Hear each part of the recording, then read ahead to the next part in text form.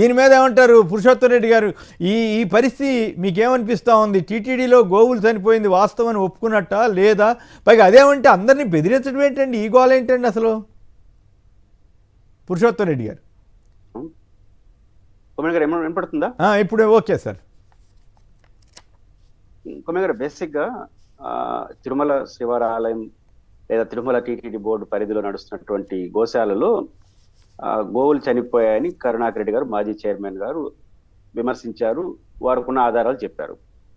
TTD యాజమాన్యం కూడా చనిపోయిన విషయాన్ని ఒప్పుకుంటూనే అంత సంఖ్య లేదు, వారు చెప్తున్న కారణాలు కాదు, రెండే కదా సంఖ్య అంతా, చనిపోవడానికి కారణాలేంటి, ఇదే రెండే వివాదం. కాబట్టి ఇప్పుడు కరుణాకర్ రెడ్డి గారు చెప్పినట్టు నిర్లక్ష్యమా లేదా సహజ మరణాల, ఈ విషయాన్ని లెక్కలతో సహా చెప్పి తప్పు జరుగుంటే సరిదిద్దుకోవచ్చు, సంబంధిత వ్యక్తులపైన చర్య తీసుకోవచ్చు. ఇప్పుడు ఉదాహరణకు పాదరక్షలు వచ్చారని చెప్పారు, ఎక్కడో లోపాలు జరిగి కొంతమంది కొంతమంది ఉద్యోగులను సస్పెండ్ చేశారు. ఇప్పుడు దానికి చైర్మన్ ఈఓను ఆపాదించలేం కదా. ఈ ఘటనలో కూడా తప్పు జరుగుంటే చర్య తీసుకోండి, మార్పులు చేసుకోండి. తప్పుడు ఆరోపణలు చేస్తుంటే చట్టపరంగా వేయాలి. రెండు పద్ధతులే, తప్పులు సరిదిద్దుకోవడం, తప్పుడు ఆరోపణలు అయితే యాక్షన్ తీసుకోవడం. ఈ రెండుకు మించి రాజకీయాలు మాట్లాడితే అనవసరంగా వ్యవస్థ వివాదంలోకి నెడుతుంది. నిన్న వాళ్ళు ఈ రెండు పనులు కాకుండా ఏరే పనులు చేశారు. మామూలుగా టీటీడీకి సంబంధించి బహుశా ఈరోజు ఈఓ గారు 11 o'clock ప్రెస్ మీట్ పెడతానంటున్నారు. వారు అన్ని వివరాలు చెప్తారని, దాంతో ముగిసిపోతుందని ఆశిస్తున్నాను.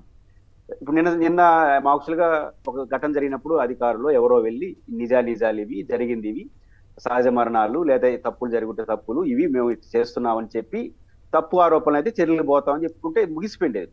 కూర్చోబెట్టి మళ్ళీ రాజకీయ ఉపన్యాసాలు చెప్పడం, రాజకీయాలు వద్దంటూనే రాజకీయ ఉపన్యాసాలు చెప్తే ఎట్లా? ఇది చాలా అభ్యంతరకరం. రెండో అంశం ఏంటంటే, చైర్మన్ గారు ఇంకో బోర్డు సభ్యుడు ఆయన పైన క్రిమినల్ కేసు ఏదో పెట్టమంటే పెట్టండి, టీటీడీ తరపున అభ్యంతరం లేదు. రాష్ట్రం అంతా పెడతారు ఏంది ఇది? ఇదేమైనా అలవాట? ఇప్పుడు అంటే రాష్ట్రం అంతా ఎందుకు పెట్టేది అంటే, రాష్ట్రం అంతా తిప్పుతారంట. ఏందో ఈ అరాచకం ఏందో, అందుకే కదా రెడ్ బుక్ అనేది. చైర్మన్ గారు వృత్తిరీత్యా పొలిటీషియన్ కాదు కాబట్టి అప్పుడప్పుడు నిజాలు చెప్పేస్తుంటాడు. సమస్య అది.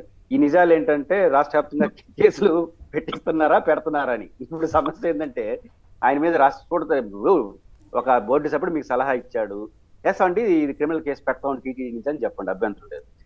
చూస్తారు కదా, పెడతారు రాష్ట్రం అంతా అంటే రాష్ట్రం అంతా వివిధ పోలీస్ స్టేషన్లో మా మనోభావాలు దెబ్బతిన కేసులు పెట్టి తిప్పిస్తారా? ఇప్పుడు జరిగినటువంటి అని అర్థం రాదా? అర్థమేముంది, వాస్తవమే కదా.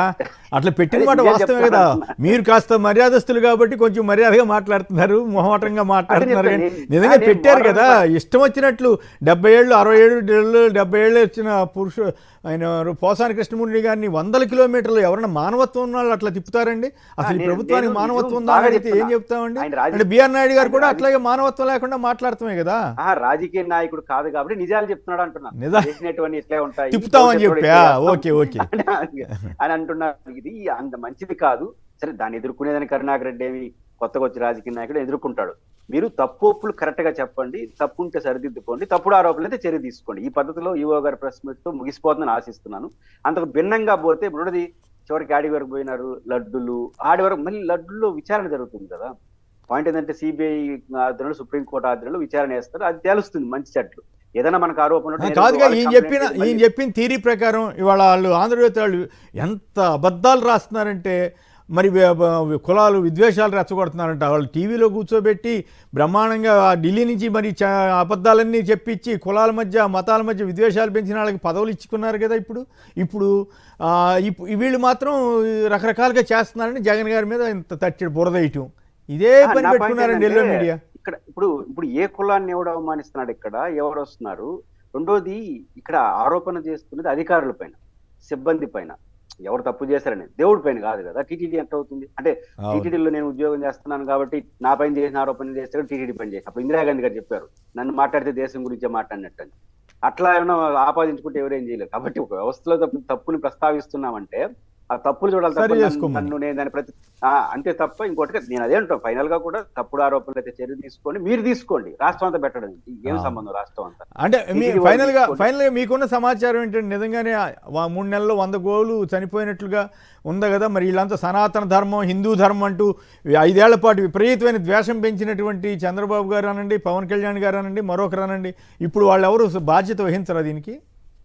ప్రాథమికమైన అంశం ఏంటంటే, ఆవులకు సంబంధించి గోవులకు సంబంధించినంత వరకు డాక్టర్ డైరెక్టర్ గా ఉండేవాళ్ళు. ఇప్పుడు ఆయన ఏరే కారణంతో సస్పెండ్ అయ్యారు. ఏరే కారణం అంటే ఆ తొక్కిసలాట ఆయన వేరే టబ్లెట్ సస్పెండ్ అయ్యాడు.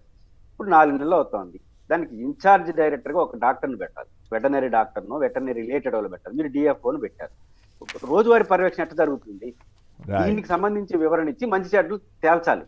ఇప్పుడు మనం వాళ్ళ ఆధారాలు చెప్పలేదు ఇప్పుడు టీటీడీ సరైన సమాధానంతో కరుణాకర్ చెప్పింది నిజమని పోల్సి వస్తుంది కదా. ఆటోమేటిక్ మీరు సరైన సమాధానం చెప్పకుండా రాజకీయ ఉపన్యాసాలు తప్పు అయితే ఎస్ ఈ తప్పు కరుణాకర్ రెడ్డి తప్పు చెప్పారని చెప్పి మీరు కావాలంటే కేసు పెట్టుకుంటారు. ఏమన్నా ఆయన ఫోటోలతో సహా చూపిస్తున్నాడు. మీరేమో డైరెక్ట్గా మరి వాటిని ఖండించగలిగే పరిస్థితి ఉంటే ఖండించండి. రైట్.